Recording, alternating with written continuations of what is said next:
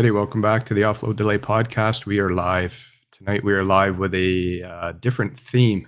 Things have been a little heavy lately, and necessarily so. We've had some amazing groups on discussing some of the issues with COVID, the pandemic, some long-term care crisis. We've had some really good panels on with that. But it's been pretty heavy, pretty serious, and we decided tonight to do a live show with no COVID talk allowed. So remember that as we get talking. We're bringing back a few guests you've seen before, and we are introducing a new one. All of these guests are medics with several years experience on the road, and we've decided to call this one a lighter take. We're going to discuss some things such as the funnier parts of our job, the more odd things we see, and really, without any further ado, I want to bring in my new friend, Nancy. Welcome, Nancy. Also known on the Instagram channel as the Ginger Mama. So I'm allowed to call you that. I'm assuming it's a self-given name. And welcome. Just so everybody knows, Nancy is joining us from the East Coast, New Brunswick more specifically. And if you want to introduce yourself a bit, Nancy, go ahead. You've been a medic for how long, and where are you working? All right, so I'm in Southern New Brunswick, full-time paramedic. It's 14 years this year. I took a 1-year break hiatus there, a mandatory break, and have been back for almost 5 years now. So 14 years all in all, and still loving every minute of it. That's fantastic. What basically drew us together in this context was social media. You post a lot of comments and topics and subjects that are very close to the way myself and the other guests think.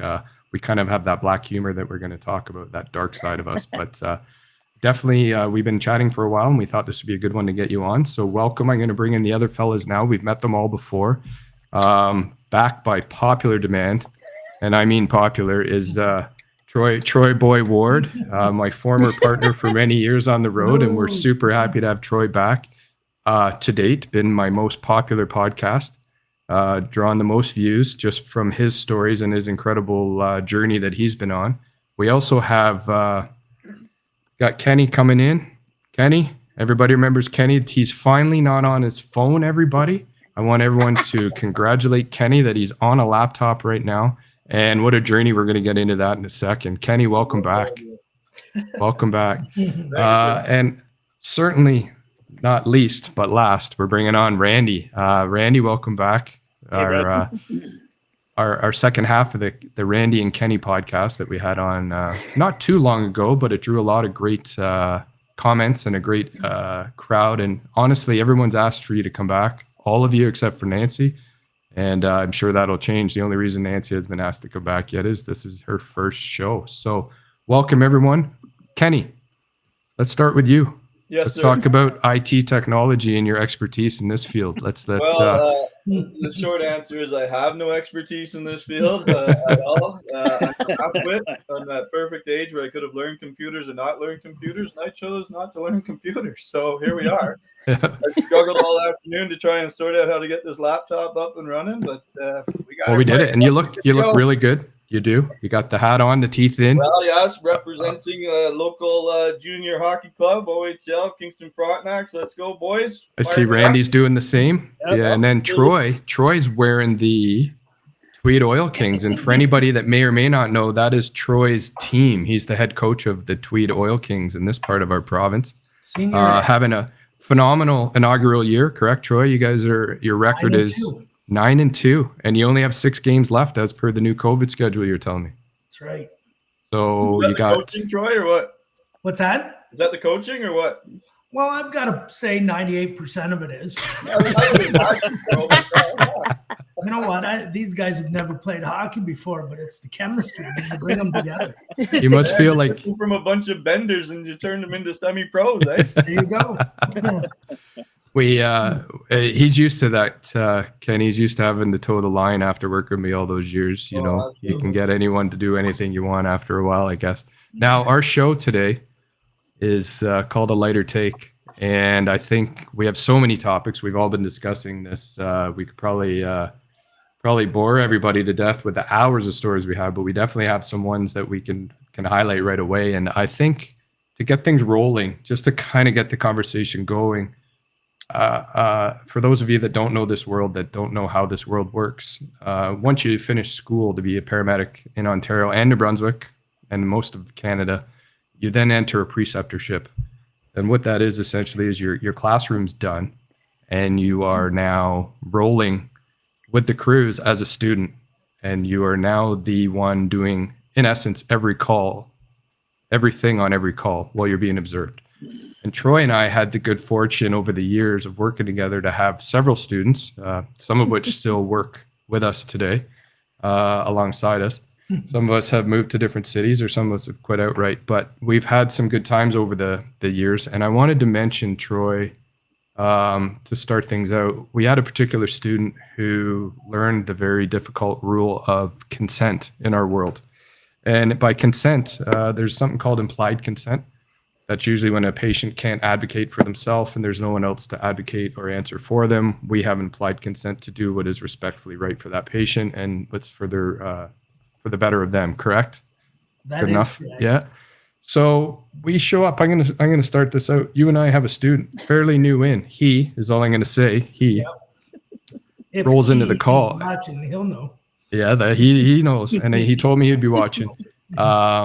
We rolled into a call for a patient who's basically semi-conscious. He's not doing well. And the long and the short of it is the patient had MS and was basically a quadriplegic. So sad story. And before, let me just stop there. Before I begin, we wanted to mention, all of us, we talked about it before the show, that this show isn't making fun of the patients, it's not making fun of the bystanders, it's making fun of us, ourselves, our world, our dark humor. And this is, everything we do is basically about our side of things. And we by no means mean to offend any patients or fellow caregivers out there. We speak only for ourselves. So that being said, the student walks into the room and finds a patient on the bed who can't really move his arms or legs, hence quadriplegia due to the disease process, and ultimately proceeds to, Troy, do you want to carry on? Yeah, he had found the guy's, was a face cloth. Well, his face was sweaty. Yeah, and the guy had a face cloth on his lap, and as he proceeded to wipe the guy's forehead and his entire face, the guy was able to spit and talk somewhat, and I believe I'm saying this right, Brad, because I had to go outside. I was laughing so hard. The guy, he basically started saying, "Get lost, get away from me." He goes, "That's my ball rag." That's right. Yeah. My nuts. So unbelievable story. We have a student there who basically, without us knowing, without us being told, we're supposed to monitor these things, decides, unbeknownst to us, I'm going to grab this cloth that's just sitting there. And the poor guy looked sweaty. And he had a fever. He had that gloss to him. But he takes this rag out of nowhere and just starts wiping the guy's face. And he starts to squirm. And he's like, no. That's for my balls. So the sad part of it was this poor guy was sick because he had a urinary tract infection due to a catheter issue. And the catheter wasn't clean. It wasn't doing well. And that's what the cloth was for. Hence, shouldn't be used on someone's face. And then we had to take Troy outside. Well, we had to go find Troy. Troy was gone. Troy couldn't handle the what he was observing. And then we went out in the ambulance and we ended up being able to discuss what we call consent. If anyone can answer a question, you always ask them, sure, it's nice you want to wipe someone's face, but you should probably get some good consent there for what you may be doing. So have either of you, Nancy, Randy, Kenny, well, I know that Randy and Kenny, have you had students? Oh, yeah. Absolutely. Yeah. And have you had any such difficult times, tricky encounters, funny times? Well, Randy, go ahead if you have one. I have a quick one about one of my students who I'm sure Bruce would be happy to be named in this, but it didn't happen during when we were working. It happened afterwards. So we had this little bash at my cottage, and as the night wore on, somebody cracked open a bottle of Jack Daniels that was hidden under a counter somewhere. And so Bruce started telling me about this call that he went to and how he ran this cardiac arrest. And all Bruce could say was, "Look, man, I did it exactly like you told me. It went just like you told me to do. Man, you should have seen me. I was an all-star, just like you told me." So Bruce. Absolutely. You can see Bruce doing that. So, yes. I hear you. Oh yeah, well, I'll just speak from my own experience as a student. Back, like honestly, probably my second or third ride out in Toronto in 1994, the fall of '94. We get called to the Queen subway station for a subway jumper, and so obviously not an ideal situation, and we don't need to get into the super particulars, but the person was deceased, and at that point in time, we were kind of tasked with the other people there to sort of put the body in a Stokes basket and get it off the tracks. And so we were basically picking up pieces of this guy's body and throwing the rest of it on the body. And anyways, I picked up a piece of the skull, and talking about gallows humor, one of the old paramedics in Toronto goes, "Hey Kenny, why don't you take that home, drill a hole in it, use it for a keychain?" I was like the third day back down. What the hell did I just hear? Like, holy fuck. Like, that's twisted, eh? So I didn't do that, by the way. I just respectfully put things on the body. But that is the dark that side. was my introduction to some real twisted shit right there. Yeah. Kind of funny, And but not. How long ago was that, Kenny? When were you a student? 1994. Follow. Yeah, so a few years ago now. Nancy went on her socials today to comment that she was going to be on the panel with people with 800 years experience. So we have a lot of experience on the show, that's for sure. But I don't know my if math is a little off. But. Yeah, a little bit off, but you're right. There's some good stories here that come out of this. So students in general, Troy, do you remember any others, or you want to carry on with something that they're challenging? It's part of the job that we have to do. Yeah. But I remember having another student who he was so uptight. I don't know if I was with you or not, Brad. I'm not sure. You'll understand once I tell you. But we got called to one of our regulars, and being the student, I basically said, you know what, assess the patient. And he goes, I think he's VSA. He's not moving. He's, I said, well, do your assessment on, put the monitor on. If you feel he needs the O2, get your vitals. And he checks him out and everything's looking good. And he said, well, what's wrong with this guy? I said, you tell me. Yeah, you're the one that's in school. And I said, I'm going to show you a magic trick. And next thing I know is I wish I could say, but I can't, the patient. So I took a loonie out of my pocket and I said, I'm going to show you a magic trick. So I held it over the patient's eyes and I was going, $1 bill, $1 bill. He goes, how's that going to work? All of a sudden the arm comes up to grab the fucking loonie. I said, see, there's how you tell if somebody's unconscious or not. Absolutely. He looked at me and he's like, what the fuck? It's that's all just kind of you get to know your patients, right? You get to know the regulars, you get to know the guys and girls, but in our case, quite often more guys. But I want to show something here, and I want to show a short clip on one of my favorite movies related to EMS, and it's Bringing Out the Dead. It's a Scorsese film that was featuring Nick Cage. Nick Cage. And Goodman's in it.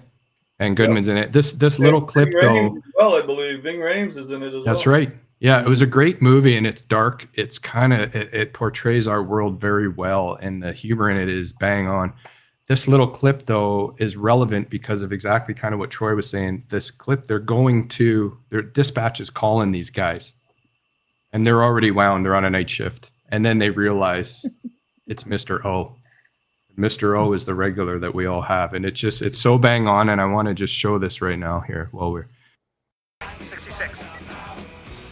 First of all, I want you to know how sorry I am about this. I've always liked you two. A unit above none.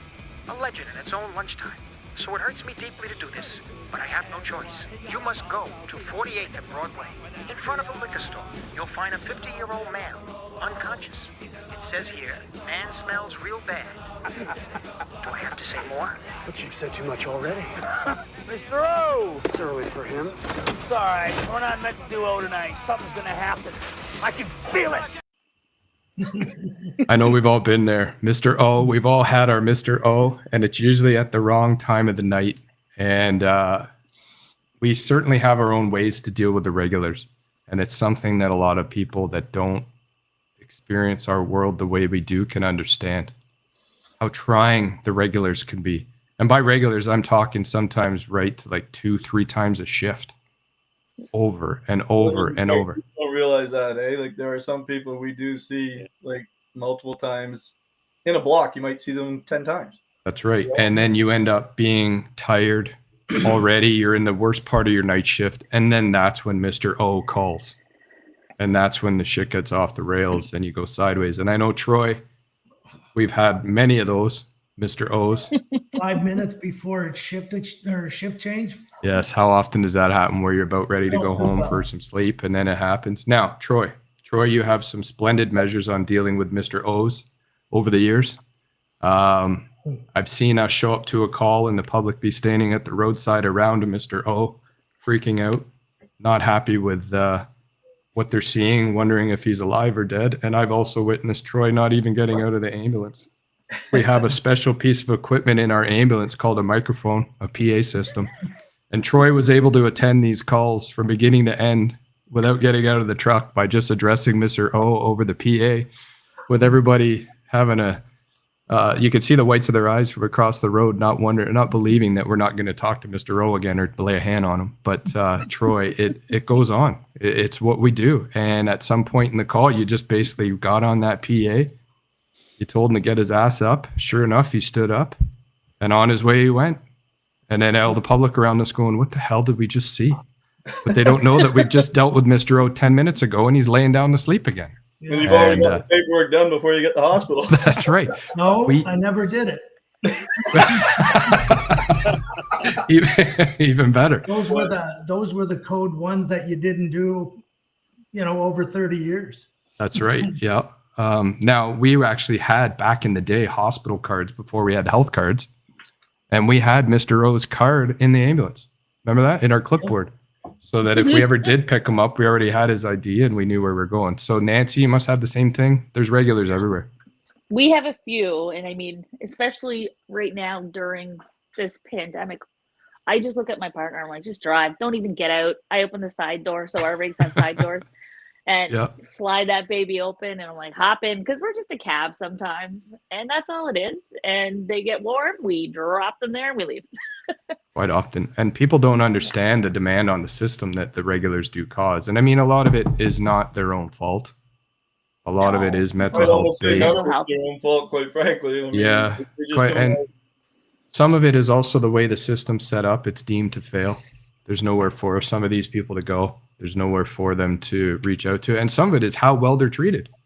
I know we had a Mr. O that wanted the grilled cheese sandwich at the hospital and the chocolate milk. And that's what Mr. O loved, was that stuff, and would call an ambulance. And by law in Ontario, and I'm sure it's the same in New Brunswick, correct me if I'm wrong, we can't say no. Yeah, we cannot refuse going. Yeah, you cannot refuse these people. And I mean, sometimes it could be serious, sometimes it couldn't. We've had a few Mr. O's over the years, and I know that. Remember though, when with Mr. O, the doctor, he made it known, public knowledge to us. I wasn't aware at the time that every time the health card was swiped, it was costing the Ministry of Health of Ontario. It was $700 every time you swipe that card. So it got to the point with Mr. O, they would just bring him out, the sandwich and the chocolate milk, and send him to Mary Lou. So there was no swiping the card. And do you remember some days we would have the police show up and the police would just take Mr. O home? Yep. And sometimes it worked out that way, but they didn't want to go either because they're busy as we were busy. But the regulars, they give taxi vouchers here from the you hospital. Give them yourselves? No, the hospital. So we do have to register them at the hospital, but then they will get a taxi voucher home. So they can get their shopping done in the city, right? And then have a free taxi voucher home. We just gave them vouchers for Dairy Queen. Let's be honest. Mr. O sometimes shits Mr. O's pants, and that's the only reason he's going to the hospital. He's trying to get a new pair of scrubs. And we've done that before. We've talked about this before we went on the air, where we have the shit part of our job, the literal shit part where we're making the shit burritos. We don't deal with it very well in the paramedic world. We know that. The nurses bug us all the time. We're very good at concealing shit within 3 flannel blankets Wrap it with a up. human diaper or burrito and making sure that shit doesn't touch us or the ambulance or anything in between and getting to the hospital and then delivering the shit burrito. But we also have the puke side of things, right? And it gets real there, especially if you're in a university town. If you're in anywhere where there's a lot of pubs or stuff going on, we definitely have the puke thing down, and I know it's Kenny's favorite. So, Oh God, yeah, Kenny loves puke. any stories of the? I got a couple of puke stories. Honestly, like it really. This is about the only time I could actually almost vomit on a call myself is watching someone else puke. It fucking drives me nuts. So anyways, I was working with a longtime paramedic who's now living and working in Australia. But we'd gone to this gentleman who'd fallen off his roof, and he had to be put on a backboard. So that's what we did at the time. And I said the same thing I always say to everyone I put on a backboard. Like, if you're gonna be sick, let me know so I can turn the board on its side and suction you out like at the dentist's office. Just give me some heads up. He goes, I'm good, man, I'm good. Well, this guy had like a ZZ Top beard. And so anyways, we get him on the stretcher, on the backboard, in the back of the truck. And just as the stretcher clicks in, he goes, I think I'm going to be sick. And I'm like, oh, fuck. So then a tube of puke goes straight up, like a cylinder of puke, straight up into the air, almost hits the ceiling of the ambulance, and then comes straight down into his face and all his beard and everything else. And I look at the guys work with him, like, hey, get in the back and help me out. And he's like, fuck you. And it's like, and I'm just like, I'm wiping the guy's face from the puke out of the beard, but I'm almost like gagging and puking in the garbage behind the jump seat. And oh my God, it was terrible. But then another one, one more quick one. Yeah. University student. I think he was trying to wheel the girl that night, and anyhow, she drank too much, and so she was sitting on the living room floor, puking her guts out. This was honestly the grossest thing I've ever seen. So he's sitting like beside her in her vomit, trying to catch it in his bare hand. I'm looking at him like, bud, what are you doing? Like, first date love. Oh my God! Like, yeah, he's right. He pulled meat over there. Now, we do have the universal bag that everybody has, right? We have the garbage bag that's in the back of the ambulance that can often come out of the garbage can and be tied around a patient's neck. Or the T-shirt that you pull up over their nose. There you go. Yeah. So Randy is the most veteran of us here, and Randy will probably have the best methods for all of us to learn from when it comes to stuff like this. You're good with puke, though, Randy.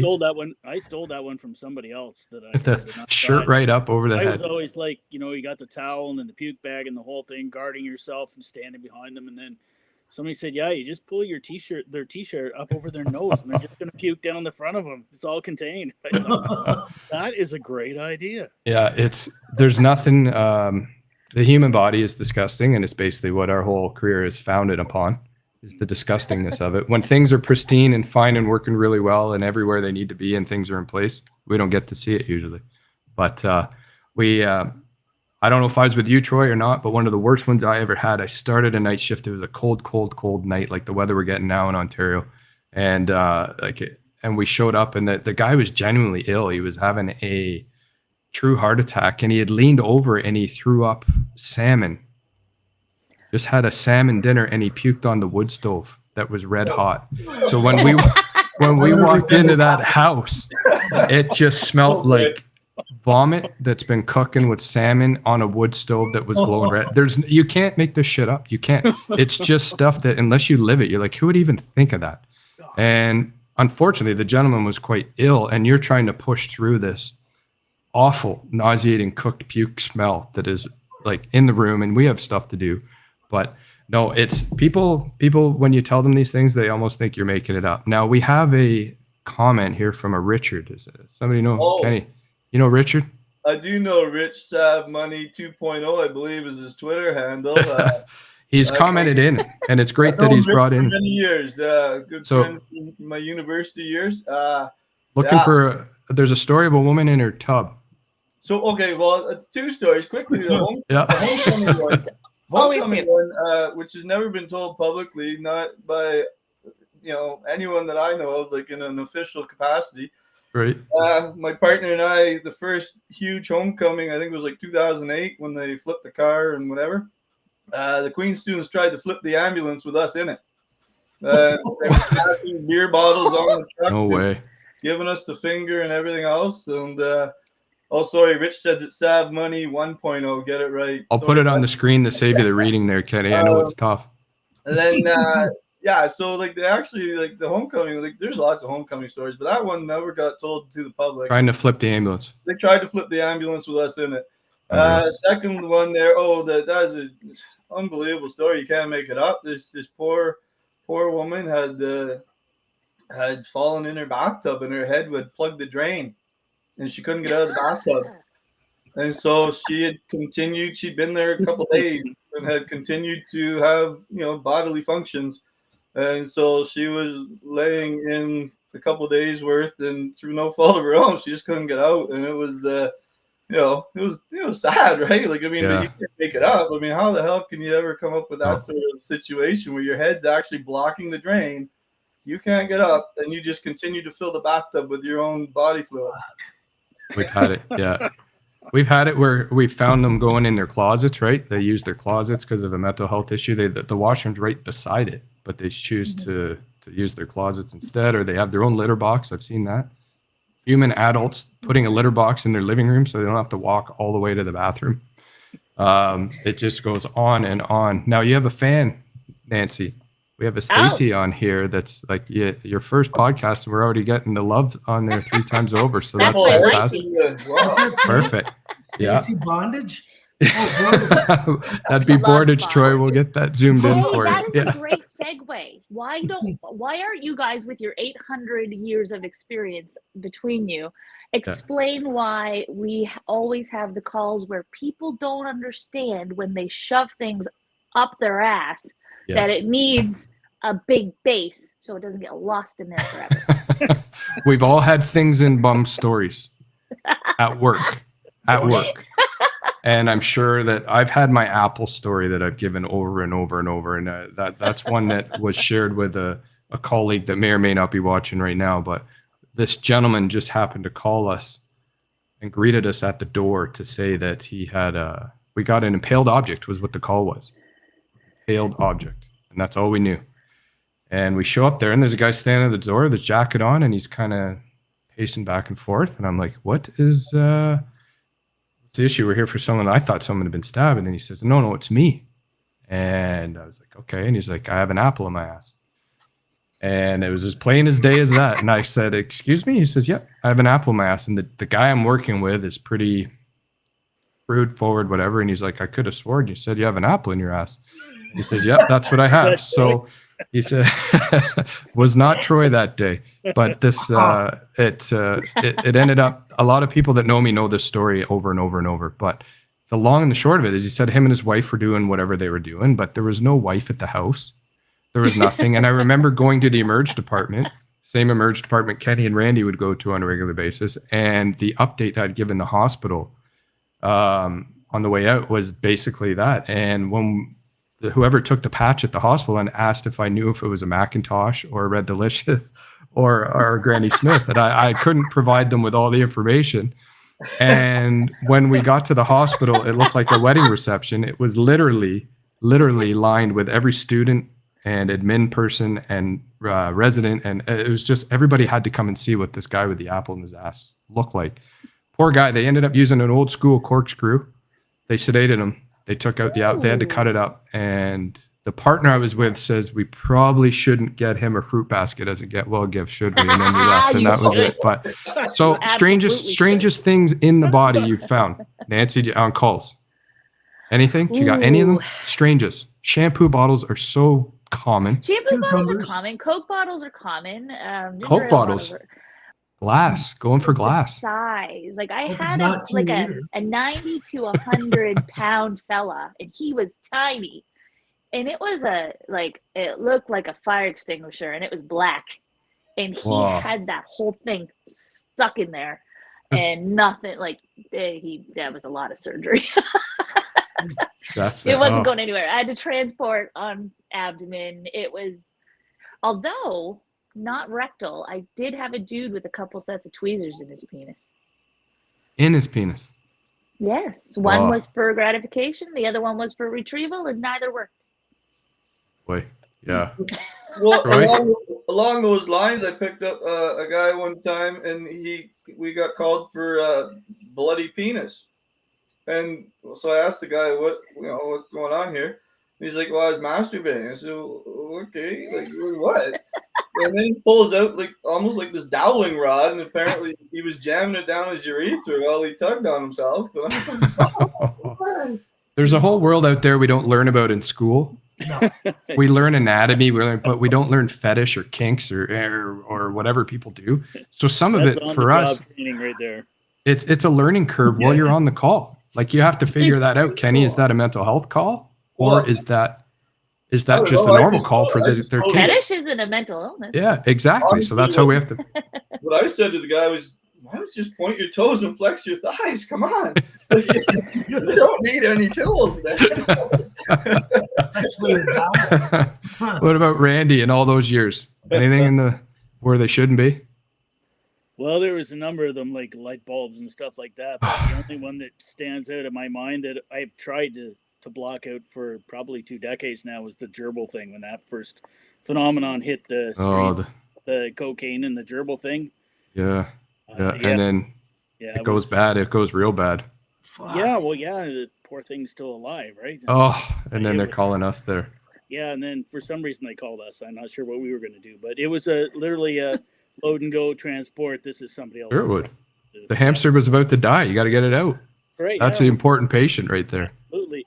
Yeah. Now, patient at that point, right? And I've mentioned on a previous podcast that in the prison system or the jail system of late, those sprinkler heads have been common, where they're trying to hoop the metal sprinkler heads to get a day pass to get out to the hospital, and they're ripping these things, those metal spiky sprinkler heads. They're shoving them up their prison purse or whatever they call it out there. I don't know what it's called, but yeah, to try and get it out, because they'll do anything. Nancy, in our area, we have several prisons and jails that we respond to, and they all kind of want a day pass. They all want a way out. And for a while there was times where they were bringing in several of these people with sprinkler heads. Sprinkler heads, that's amazing. So, and Troy mentioned cucumbers. So there's been lots of foods, right? There's been lots of stuff with food and that veggie and shampoo bottles seem to just, I don't know the amount of people that say they just fall on the shampoo bottle, and ironically, they're expensive. That's right. So with that, we've all needed to get these patients to the hospital. That's kind of what we do. It's pretty simple. Before I go on, I don't know if you know this, viewer, Nancy, that you're actually bringing the average age down. Keep it up. So that's a good, and you're cute. So we're going to be able to, like, this is already your pot. Like, they're already asking you to come back, basically, is what's happening here. Stacy's mentioning that. I just thought we should just pump your tires a bit before we keep moving on. But I was saying our job is pretty simple. I have one comment on the sprinkler Yeah, head. go for it. So John, that's my spouse. He's upstairs watching this on the 55-inch. He doesn't like sprinkler heads. He's a sprinkler fitter. And so he said they actually made, he loves sprinkler heads in the house. What are the They actually made an institutional sprinkler head that has low profile that can't be tampered with because of fucktards like your patients. There you go. So they don't just reinvent things for shits and giggles, right? Reason. There's a reason. So, and that's awesome that you got me worried there when you were mentioning that. I thought I might have offended John, but I'm glad that that's the way that story went with the sprinkler heads. I could have made it so much better. No, it's good. It was a perfect add-on though, but it's true that we're not making any of this stuff up. It's stuff we've seen. We have no reason to shit about it. So yeah, we get called static colon cleansing. If it's still connected, you could do a whole cleanse. Damn, I guess. Let's talk about something that people don't realize, and that is sometimes we have important pieces of equipment when we go on a call to get said people, Mr. O or Mr. Sprinkler Head in the Bum or whoever it is. And we get there and we realize we don't have that piece of equipment. And it's happened to every single one of us. And we were talking about before. And I think everyone needs to know that when we show up to a call and we don't have our goddamn stretcher, there's nothing more embarrassing than bringing the ambulance, opening the back door, and realizing there's no stretcher on there. And it happens to everybody. It will happen to you if you're a younger medic watching and you haven't had it happen yet. It's going to happen. And the unfortunate part is for most of us, all of our equipment is usually on that stretcher as well. Sometimes it's loaded off to the side. But the way it happens in our world, for me anyway, was we have to often go pick up helicopter patients that are transferred to the hospital. So we can't have our stretcher and we're using theirs. So we drop the stretcher somewhere else, usually in the emerge department, but we'll take the medics in with the helicopter and then we will leave, go on another call, not remembering that, oh yeah, they didn't put a stretcher. Anyway, it happens. So Kenny was part of a fantastic story probably 10 years ago now, maybe less. Oh, yeah, probably somewhere around that. Well, you remembered it. What's that? You remembered the stretcher. Well, yeah. Oh, yeah. That's the thing. Like, through no fault of our own, we brought the stretcher. We had it with us. And then, but when we came out from where we were at, which was a university pub, with dealing with an unconscious drunk student, so we had them on our stair chair. We carried them up the stairs and ready to put them on our stretcher, but there was no stretcher to be found because the students had stolen it and it was just gone. As funny as it is, it's not funny, but it makes you have to. Well, I was pretty irate, not gonna lie, and so we had to call a second ambulance to bring a stretcher to us and take that's the norm, right? Hospital. But so now there's 2 ambulances tied up for one drunk student because the kids took our stretcher away. Usually it can go off without a flaw, right? Because we're trained in the fact that if we have equipment failure, but we know quickly to get another truck rolling there. We just call for an equipment failure over the air and you just roll it. And usually a patient doesn't even notice. Yeah. No, it was pretty seamless still, but it was it's the feeling too of walking out, in your case, out of the building to look for the stretcher you left out there and it's gone, or us opening the truck doors and going, we're missing something here. Being openly laughed at by the other students, thinking it was a big joke, right? So that's why I kind of lost it on a crowd. Yeah. That was, and that's a major crime. Major crime. I remember that being in the news, and there were some serious penalties for it. Randy, have you ever forgot anything? Yeah, just the same story, man. The stretcher. Yeah. I was with the KGH to Ammersview, code 4, open the back doors, and no bags, no stretcher. So you're a long ways away from the hospital at this point. And nobody around. And somehow, luckily it wasn't serious, but somehow trying to reassure the family that, well, this is how it usually works, that, we show up first to assess the situation and there'll be another ambulance along some story like that.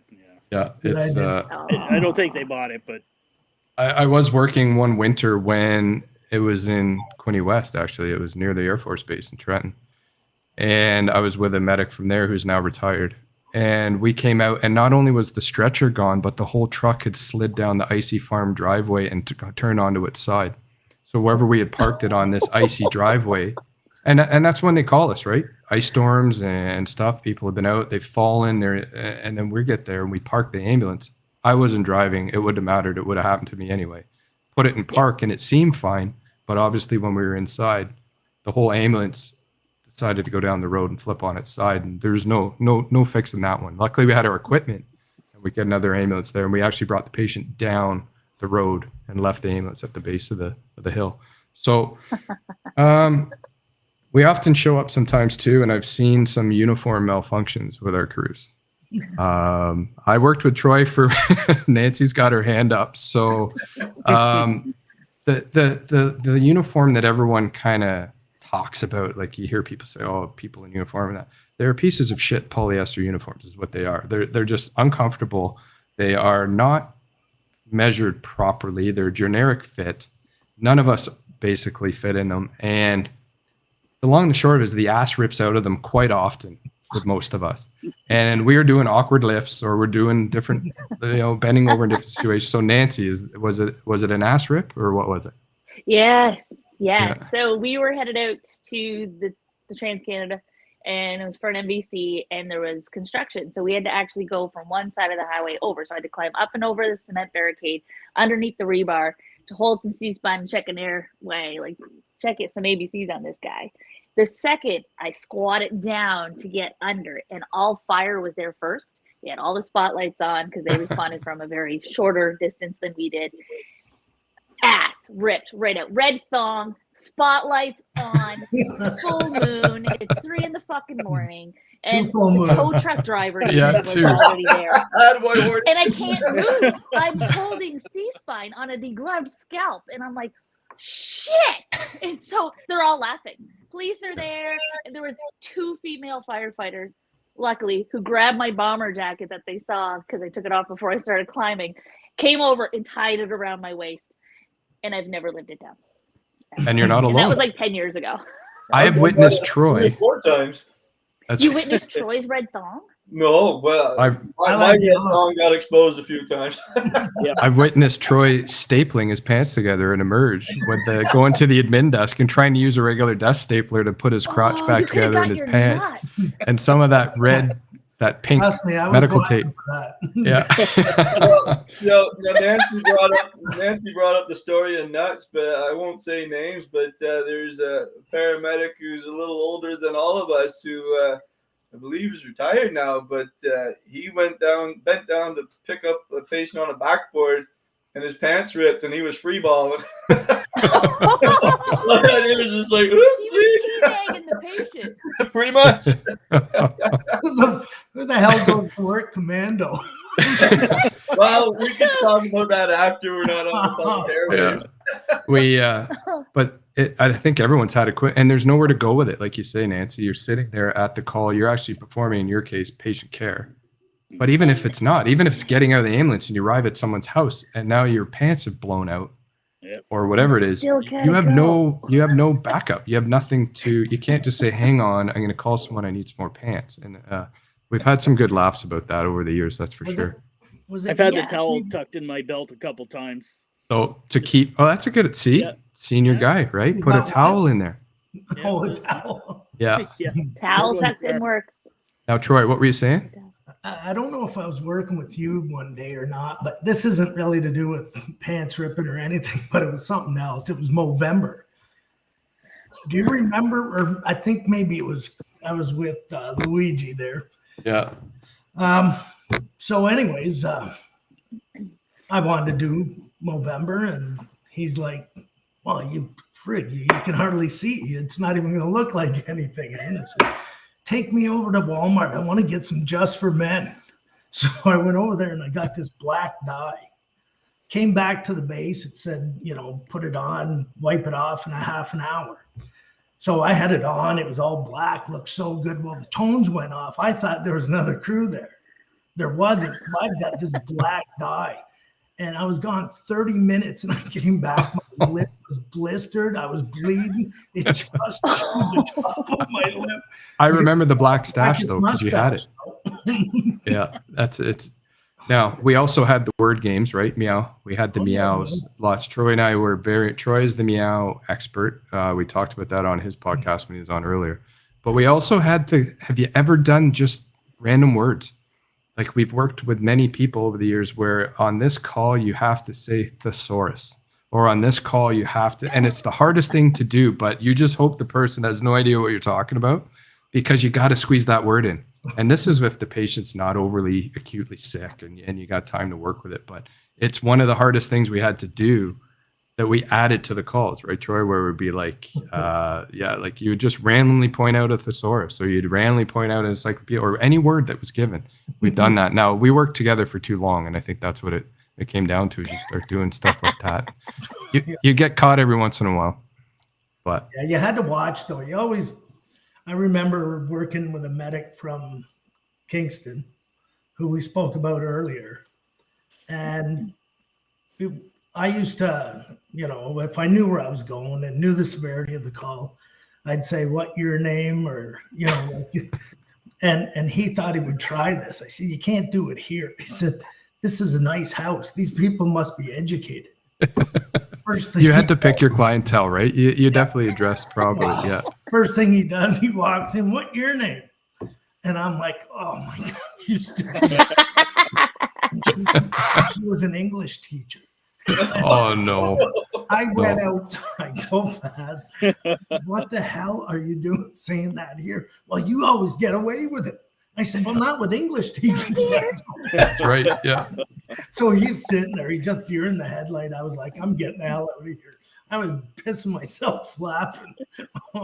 Now, Oh, that's awesome. we've also had, I get asked all the time by people that aren't in this world, well, you must have to use the bathroom every once in a while. And the call volume dictates quite a bit of times that you're away from any sort of facility for hours on end, and you're just running call to call to call. And I have worked several occasions where I've had to excuse my partner, and I will say openly it's not Troy, but I was working with the same individual twice when he had to excuse himself in a patient's house to have a bowel movement. And it's the most awkward discussion you can ever have, not the person going to the bathroom, but the person that's standing behind with the patient and their family, just while your partner's off using the facility. And it's part of I've had to stop responding lights and sirens. I've had my partner stop me somewhere in the back sticks country because they have to go. They just can't make it to the call. And I'm sure, Nancy, if you run long calls distance wise, right? You have some miles you're putting on each shift. It happens where sometimes you just got to pull over and you just do what you got to do, shut the lights off and continue. You're going to be useless at the call if all you can think about is I got to piss right now, like right now. And I'm notorious for that. Like I just was constantly having to make sure you timed your bathroom breaks right, and you tried to get some food in at the same time. Like you just had to kind of mix it all together so you could survive. Well, But, you see some people, honestly, like Pavlov's dog, the pager goes off at the base and they go straight to the bathroom, right? They have to. Right. They can walk straight to the pisser, right? Yeah. You don't know if The you're going to older be you get, back the for more 8 that hours happens, though. too. What's that? What's that, Renee? I said the older you get, the more that happens. Yeah, it would, and I agree. And then it's counter. You're on a night Takes longer shift. to get it all out. That's right. Got to work its way around an obstruction. And then you're on night shift, so you're drinking coffee and you're making it worse, and you're drinking more coffee, and then you got to go more, and it just keeps escalating. But it definitely happens. I remember the same call. I know exactly what you're referring to. Yeah. Somebody asking to go to the bathroom. Same individual had to do the same thing, sit there and wait. Yeah, there's, And it was voluptuous. It was like, is he all right in there? You could. Destroyed the toilet. I think he just friggy made a family portrait in the toilet. there's nothing you can do. There's nothing you can say. There's nothing you can do to rush it. But we've also had You're some like, yeah. I had a dispatcher message us, Troy. It was a favorite dispatcher of ours, one of the female dispatchers. I won't mention names, but she was excited that this podcast was on tonight before The Bachelorette. So I mean, that's where we are on the priority ranks here. But there was some funny calls. I know I've been dispatched when the dispatcher has a brain fart or has a little whoopsie, and they say something that they're not meaning to say. And I know that some of the calls that we've been sent to, trying to hear them talk themselves around it again. Like if they do say like, instead of farther, they're saying farter, or instead of a brain hemorrhage, they're saying a brain hemorrhoid or a brain, and it's happened over and over. And the dispatchers have definitely led to our demise at times, but also to some of our humor. And we had some good ones over the years. I think you would agree, fellas. That could really make our shifts a lot better with their lighthearted comments. And I don't know, how are you dispatched in your jurisdiction, Nancy? Is it provincial? Like, do you have one large It's dispatch? provincial. So- It's provincial for us. Like technically, when you call 911, it says what you need: fire, ambulance, police. Right. If you say ambulance, it goes up to Moncton, and they're all dispatched. So for does the New whole Brunswick province have there. one ambulance dispatch center, or is Yes. it for the whole province? Really? They do, We're yeah. in Ontario. We're split up in all these different. Right. Yeah. So they have to be bilingual because we're a boy. bilingual province, which is pretty funny. Our dispatchers are amazing, but sometimes in the call notes on the tough book, you're trying to decipher if it's French or English or Japanese. We don't know Yeah. what they type down when they're doing the call taking, but So your it's, calls are actually coming to your tough book. Yep. We have we're iPhones, not tough books. we're not fortunate enough. We still just get it paged out over the air. We have to write. what we think we heard. Okay. But No, ours gets paged out. And we used to have pagers, but yeah, back in the day, eh, Randy? Well, we don't have that technology here yet. Maybe someday. Pagers. What, Pagers. pagers? So Yeah. yeah.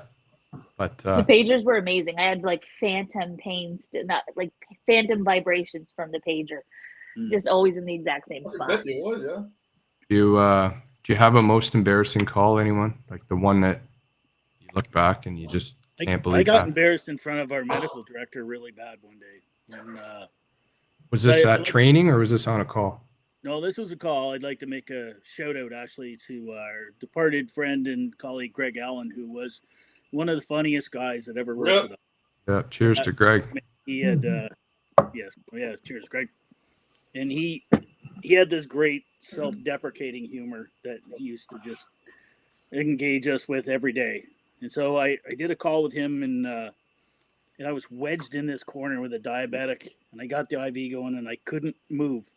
And the first shift I'd ever worked with Greg, and he said, I've worked in Toronto, I worked ALS and stuff. I said, great. I said, could you just, the IV was behind me, he was holding on to it. I said, could you throw some D50 in that for me?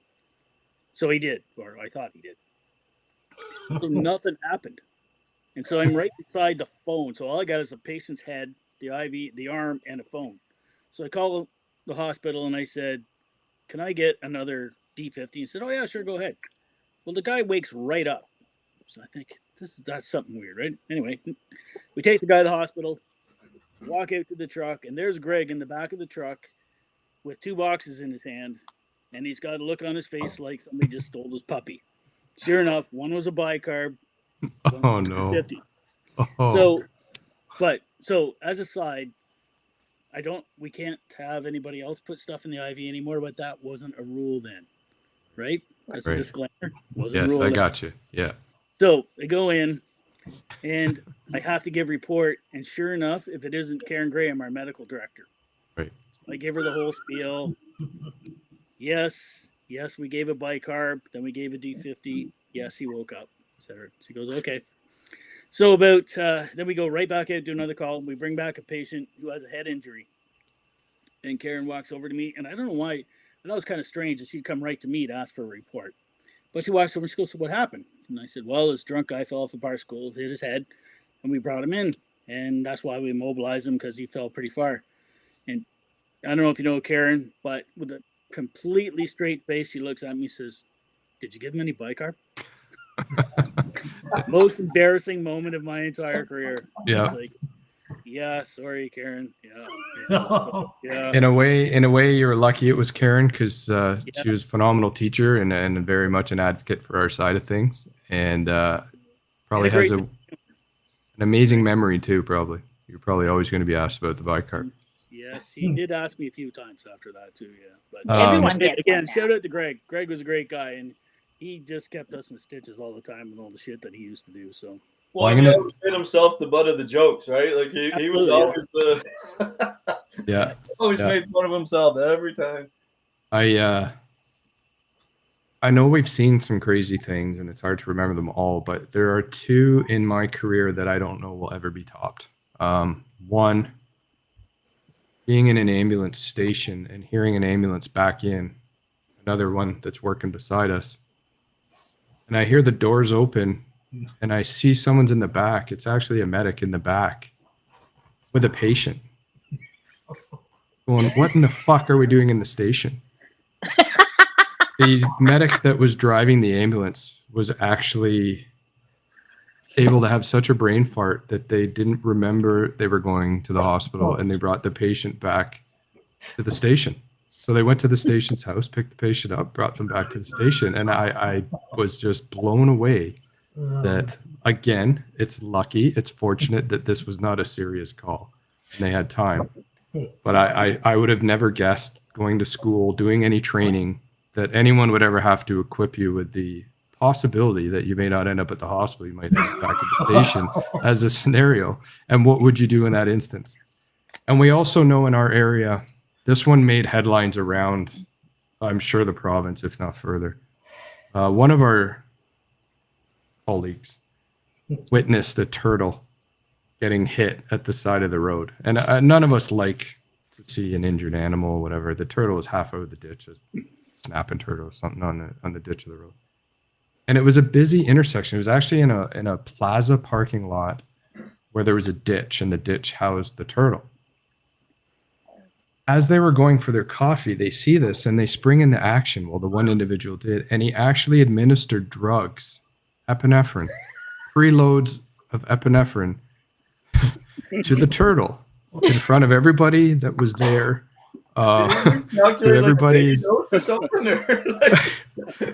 What no one could answer was like, we didn't know if the purpose was to euthanize the turtle or to somehow rehabilitate the turtle.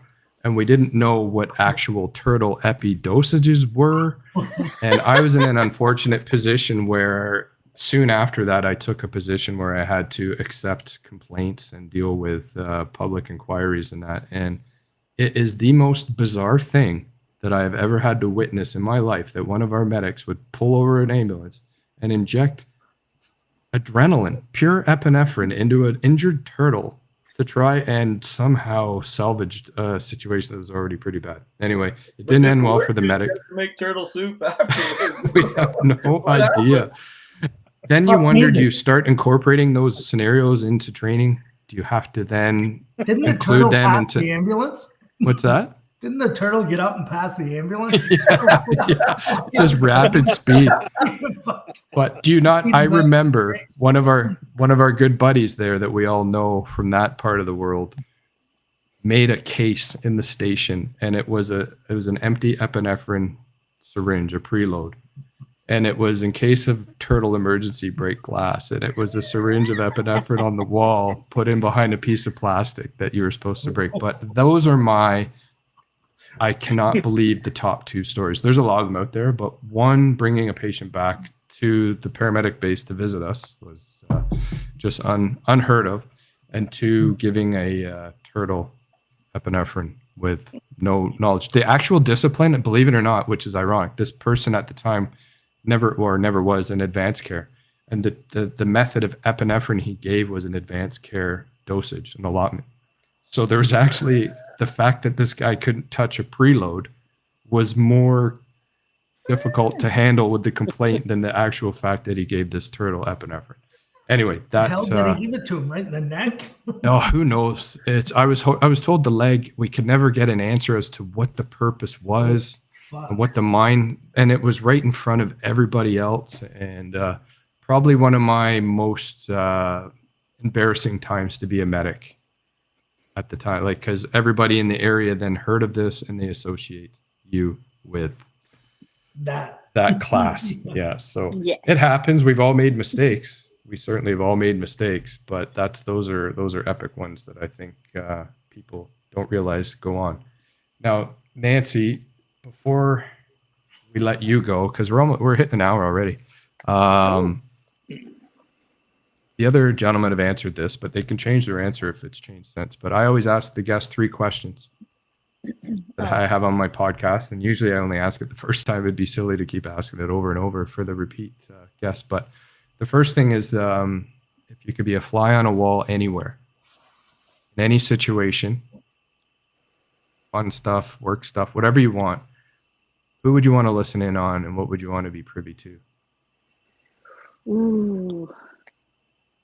Well, I think being inside any chart room with the door closed, whenever you walk by any chart room in the hospital, being in there, knowing what they're actually talking about.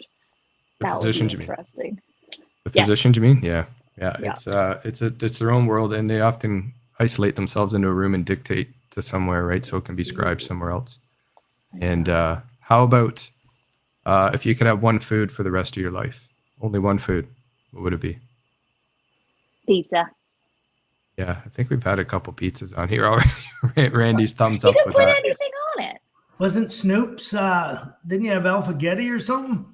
Well, that wouldn't be the only food I'd eat the rest of my life. Although if I had to, I could. He had that pizza that he made. Do you remember the one with the cheese slice on it, where he doubled down on the he had on his podcast. If you go back later, Nancy, and see it. We show pictures of this fabulous oven baked piece of cardboard, like a delicioso or something. That is As up I said at heat. the time, it might have been some legal things now that inspired that. Yeah, I would imagine. He upped the ante and he put I a was couple all of hungry, okay? cheese slices on it. Needed extra Kenny had calories. his own cuisine element to the podcast. It was Yeah. quite something. Now, so the last question really is, it'll be interesting with your experience, and it may or may not be work related. Where is the smelliest place you've ever been? Oh, Smelliest. a hoarding house. Okay. Yeah, I think we hemorrhagic agree. Rectal bleed. Oh, yeah, that would do it. So, Yeah, where the whole house was basically cat litter, oh, and And the there's patient a- had a hemorrhagic rectal bleed. Yeah. oh, and there's a common theme with cat piss too, with Ugh. the worst places you've smelled, right? And blood. And but honestly, most of our answers have been human based. Most, not all. Yeah. But I find it very interesting to hear, out of all the stuff we see and all the stuff we do and all the stuff we've experienced, that generally no one hesitates, and it's usually a person or something related to people at some point. Usually. Although my City partner College. hit 2 deer in the past month, and on our night shifts, and the last one, because it went under a few times, there's so much stuff stuck up and in the grills Mhm. that when we drove, it smelled like McDonald's McDoubles for a solid 6 Oh. hours. So I haven't had one since. Now, hitting things in the ambulance is a whole nother category, right? I remember hitting a whole yeah. skunk family on a night shift, and it got caught in the dualies, and the truck had to be taken out of service. It was so bad. Like, you could not possibly respond to somebody sick with that fresh skunk. There's been turkeys in our area, like wild turkeys through windshields. Oh, there you go. Deer. Oh, Brad, I got a beauty. I went to the fish plant in Picton.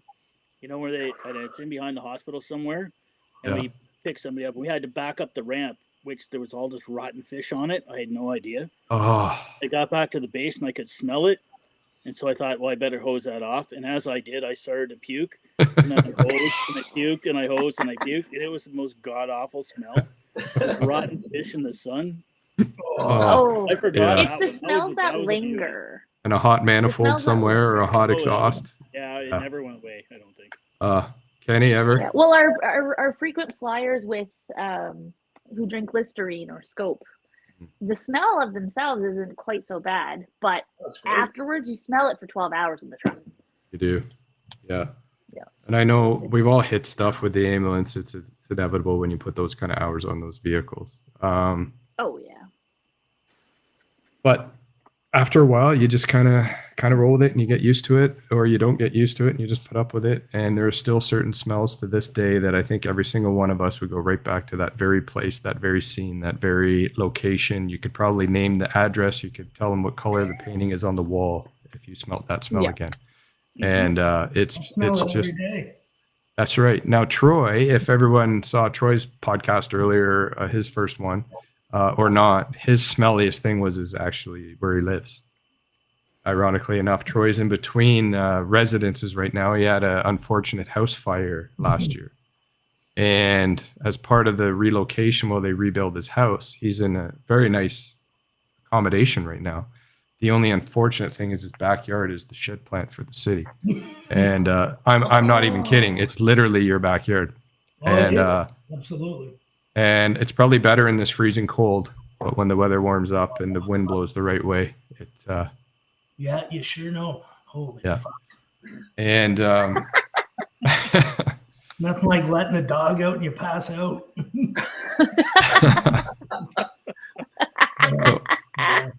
Anyway, gentlemen and ladies, it's been a pleasure. There's so much we could talk about. I think we've given a good glimpse, and we kept to our word. We really did. We did not mention the C word Well, once. it's true. Yeah. Yeah, and I think it's very refreshing, above all else, to be able to take an hour and do what we do, and anyone who's watching in, and just basically forget about that for a little bit. Have a few laughs. It's a bit dark. Some of the stuff isn't funny, but it's kind of unbelievable. And you've been a great panel, and I hope we'll chat again. If there's more you want to say, absolutely, we can say it. But if not, I'm going to Zoom you guys out. We're going to let you go for the evening. And I know we've had quite a few comments on the side. I think some people really don't even know what to say after a while when they see what we're talking about. But if anyone's out there, I'm going to just put up some graphics here where I mention where they can watch this as of tomorrow. It'll be on deanblundell.com, one of our biggest supporter, actually. We're super fortunate to have Dean and his team on board. It'll be available on audio for Apple Podcasts and Spotify. And it'll be uploaded to YouTube on this same channel you're watching on right now, on the Offload Delay channel tomorrow, to be put in the files to watch whenever and wherever you choose. It'll be also, you can reach me at the Offload Delay, either Instagram, Twitter, or YouTube, and much less Facebook. And just so you guys know, I'm going to announce it tonight for the very first time. I'm in a partnership right now with a potential sponsor. It's fantastic news. The podcast is growing. This will be our 14th show, so it's not overwhelming, but we're doing really well with the numbers and the interest is there. And this gentleman here, he's an officer up in Thunder Bay, created a company called First Response Coffee Company.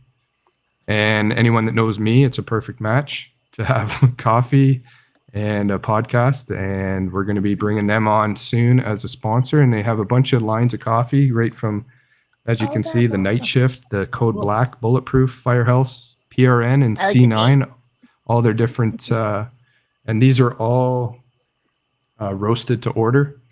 They are a smaller batch coffee company, and they are from Sustainable Resources. So just wanted to announce that. I'm happy to have them on board. We're going to hopefully bring him on. He's a young lad named Jesse out of Thunder Bay.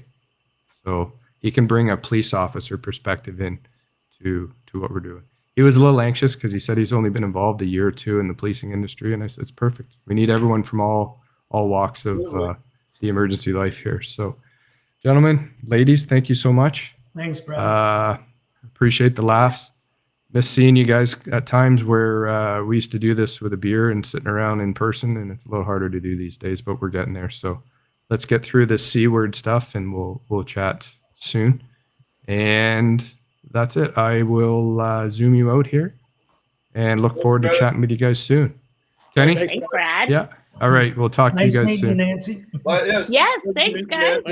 Yeah, before I We'll zoom work you out. Thursday next time. Yeah, it's been a blast. Thanks so much. I'm going to pull out Kenny, put him off the screen. I'll put Randy, you're next. Have a good one. Thanks for joining, Randy. Yeah, Randy. Troy, as always, been a blast. See you. And Nancy, again, nice sort of meeting you. Very nice having you on the first podcast. We already kind of knew each that's other, awesome. but look forward to having you back. And We need to will lighten things up in this world. That's right. Yeah, we. I think we did a bit of a good job that way. So we're going to move you off to the side here, and we're going to roll the credits, and we'll be chatting soon. Thanks. Hope everyone enjoyed tonight's podcast. It was great to see that crew again. It was just a different look, a lighter look at what we do. Something to kind of break the monotony of this pandemic and this awful times we've been going through. But hopefully everyone out there is staying safe, and you can join in again to our next podcast, and look forward to seeing you then real soon. Stay safe.